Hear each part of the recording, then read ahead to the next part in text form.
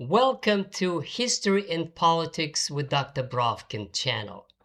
Today, my dear friends and subscribers and guests to my channel, I would like to speak about Donald Trump.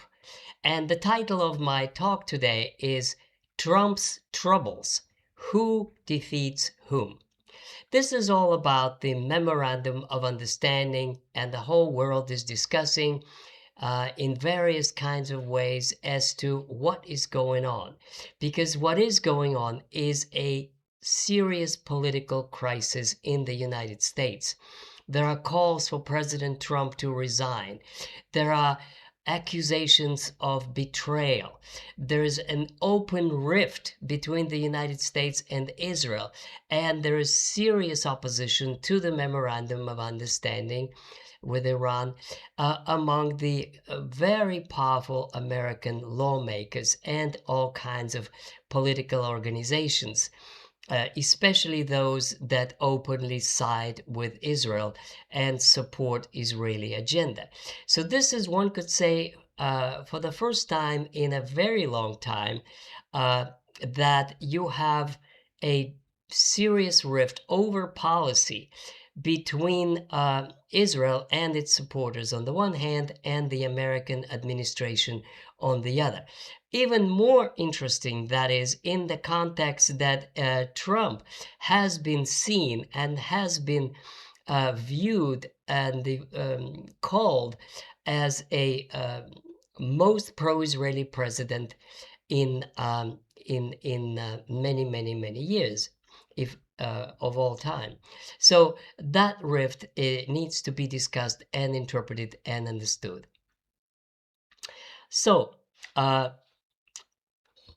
the powerful opposition in the United States is led by several key senators, including, of course, the unnamed business people and all kinds of financial circles tied to banking and the Israeli influence, but they're unseen and unknown. But what is seen and known are United States senators, and quite powerful ones. One of those is Senator Ted Cruz, who called the Memorandum of Understanding ill-advised. And here I quote, it accuses giving billions to regime that wants, I quote, to murder us. So that's a serious charge. Now, also, Senator Bill Cassidy, uh, also Republican, labeled the aspects as a worst foreign policy blunder in decades, noting that Iran's nuclear ambitions were not curbed. And obviously, this is not true. The Iranian nuclear ambitions are one of the main items on the Memorandum of Understanding and the forthcoming negotiations. Then the next one is Senator Roger Wicker, Armed Services Committee chair. And he's accusing the Memorandum of Understanding, which means Trump, of negotiating away U.S. military gains. And of course, there's Lindsey Graham and Tom Cotton, very powerful senators on the Senate who accuse of too many concessions, especially in regard to Iran's enrichment of uranium. So the pro-Israeli groups in the United States are quite powerful, such as AIPAC committee, which controls huge amounts of money that goes to support various candidates, especially in it's relevant in the forthcoming elections. And then there is another committee, United Against Nuclear Iran. And most importantly for public debate is the official position of Prime Minister Netanyahu, and especially some of his hawkish members of his government who say, things that Israel is not a banana republic, and it will continue its agenda in Lebanon. And it was Israel who violated the first memorandum signing after the the memorandum was signed, it was Israel who shot at Lebanon, and the Hezbollah responded, and therefore now we are stalled, and this is why this crisis opened up on Friday and Saturday. That is to say, yesterday and today. Now, um, what can they do? How powerful is the opposition in the United States? The answer is powerful, but not overwhelmingly powerful. What they can do is they can launch all kinds of hearings in their committees, and they could influence the decisions in the public sphere, and the coverage, favorable coverage to them in the media, which is predominantly for the Democrats anyway. They could also do all kinds of things, uh, torpedoing or stopping the agreement if it is signed, because if it is a matter of being a treaty, it would have to have approval in the Senate, and they can do a lot of harm to torpedo it. But this is way, way ahead from now, if it ever comes to this point. Um, at the same time, they cannot do much because it is Trump who is the leader of the party, and the Congressional Republican Party so far has been doing what Trump wanted to. And it is in that regard that is particularly important what has been said today by Vice President Vance in his press conference. Now, the very fact that it is Vice President Vance who spoke in favor of the Memorandum of Understanding in a press conference suggests his preeminent role in the Trump administration. That's extremely important. This is a foreign affair, foreign relations affair, and theoretically, it's supposed to be the Secretary of State who is doing the negotiations and the answering public questions about it. But this time around, it is not it is not Rubio, it is Vance. Now, the political meaning of this, I think, is more important than anything else. The political meaning of it is that it is a signal to everybody that this new policy is there to stay, and Vance is on record as defending it publicly, and promoting it, and being the head of the delegation conducting negotiations. This also implies that if Trump, for example, resigned, as some people call on him to do, or if he's removed from office, is, for example, during impeachment, if Republicans lose elections in November, Vice President remains, and Vice President is committed to continue the policy that he has just supported publicly. So from that point of view, it's extremely clever message by Trump to his opponents that it is useless to remove him, and by doing that, they would only inherit Vice President Vance, who becomes president and continues the policy. Now, what is then the policy? And Vance today explained very well what the policy is. And the gist of it is that there is a linkage between Iran's actions and United States responses. The Iranians are not going to get the money right away. They are going to get the money, and it's not the US money, it's their own money that is frozen, and it is the investment from the Arab states that have plenty of available cash to invest. They would have it if there is a normal trade. Now, one could argue there was normal trade and the Strait of Hormuz was opened. But this was before the war. And now that Iran has shown that it can inflict serious damage on the world economy and on the Gulf states and on American bases in the region, now the way forward, according to the new policy, is to engage Iran in a mutually beneficial economic relationship that could be partly monitored, partly controlled by the US financial institutions.